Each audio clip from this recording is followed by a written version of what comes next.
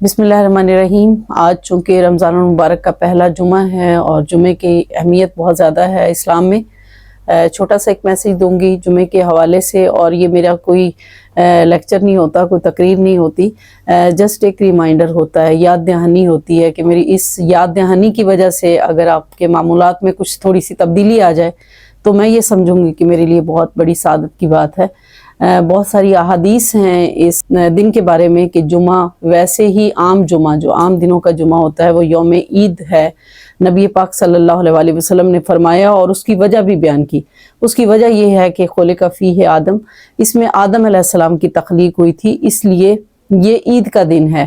اس میں بطور خاص رسول پاک صلی اللہ علیہ وآلہ وسلم نے فرمایا کہ اس میں غسل کیا کرو، خوشبو لگایا کرو، اور پھر جو بہتر کپڑے ہوں، نئے کپڑے اگر میسر نہ ہوں تو جو بہتر کپڑے ہوں وہ پہنا کریں۔ بطور خاص حدیث مبارکہ میں یہ بھی ہے کہ آپ وہ جو کام پہ کپڑے پہن کے جاتے ہیں وہ نہ پہنا کریں، یعنی کوئی الگ سے جوڑا ہو جو جمعے کے دن پہنا جائے، اہتمام کے ساتھ تیار ہوا کریں اور مسجد میں جایا کریں۔ مردوں کے لیے تو یہ حکم ہے، خواتین کے لیے یہ حکم ہے کہ اپنے گھروں میں ہی وہ نماز کا اہتمام کریں۔ ان کے اوپر جمعہ تو فرض نہیں ہے، مگر جمعے کے دن کی جو اہمیت ہے وہ تو اپنی جگہ بجا ہے، وہ مرد و خواتین سب کے لیے ہے۔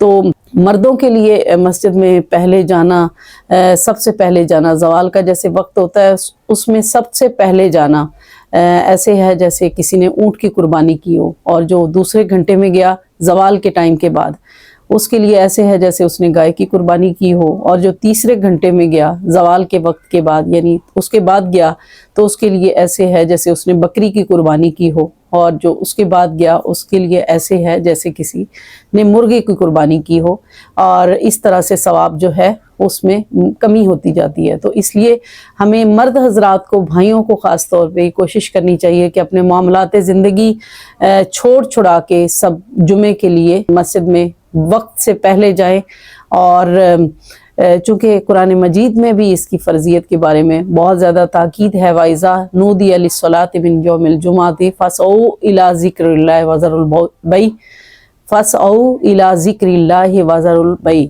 یعنی جب جمعے کے لیے بلایا جائے تو بھاگا کریں اللہ کے ذکر کی طرف، یعنی جلدی جلدی کشاں کشاں بھاگ کے جایا کریں اور ہر قسم کی تجارت کو چھوڑ دیں، اور اس کے بعد آپ تجارت کنٹینیو کر سکتے ہیں جب آپ جمعے کی نماز سے فارغ ہو گئے، چونکہ یہ رمضان المبارک کا مہینہ ہے اور پھر اوپر سونے پہ سہاگا یہ کہ جمعے کا دن ہے، تو اس دن میں ہمیں کثرت سے نیک اعمال کرنے چاہیے۔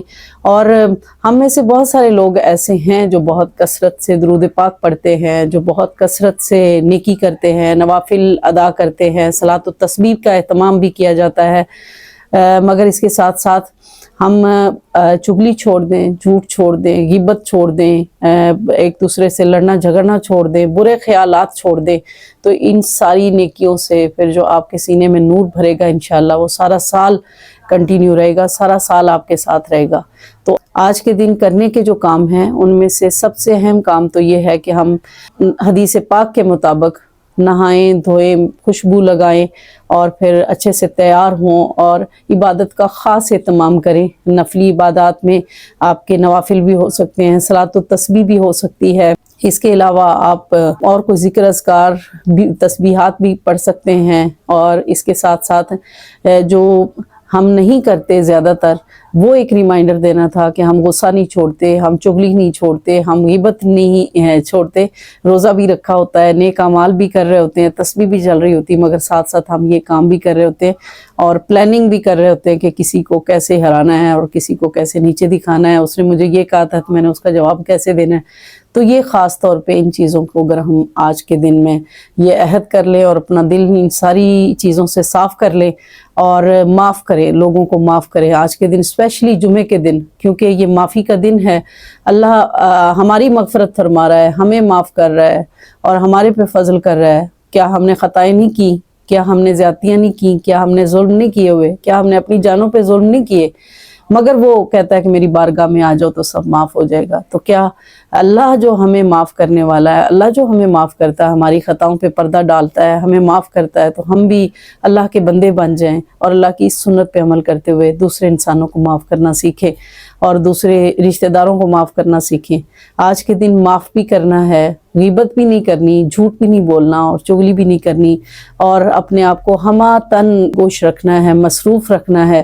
ہم درود پڑھ رہے ہوتے ہیں اور تسبیحات بھی پڑھ رہے ہوتے ہیں, مگر ہماری توجہ کہیں اور ہوتی ہے. اگر توجہ اللہ نہ ہو یا توجہ رسول صلی اللہ علیہ وسلم نہ ہو تو وہ بھی عبادت کوئی عبادت نہیں رہتی. تو ہم بھلے عبادت کم کریں مگر اس میں اگر ہم توجہ سے پڑھیں, میں سمجھتی ہوں درود پاک ہم سارا دن پڑھتے رہتے ہیں, تو درود پاک سے بعض لوگ بس زبان کی حد تک ہی اس کو پڑھتے ہیں, زبان کی حد تک اذکار کرتے ہیں. اگر ہمارا دل بھی زبان کی گواہی دے اور زبان دل کی گواہی دے تو پھر انشاءاللہ یہ عبادات ہمارے لیے نور بن جائیں گی, یہ عبادات ہمارے لیے آخرت اور دنیا میں نجات کا ذریعہ بن جائیں گی.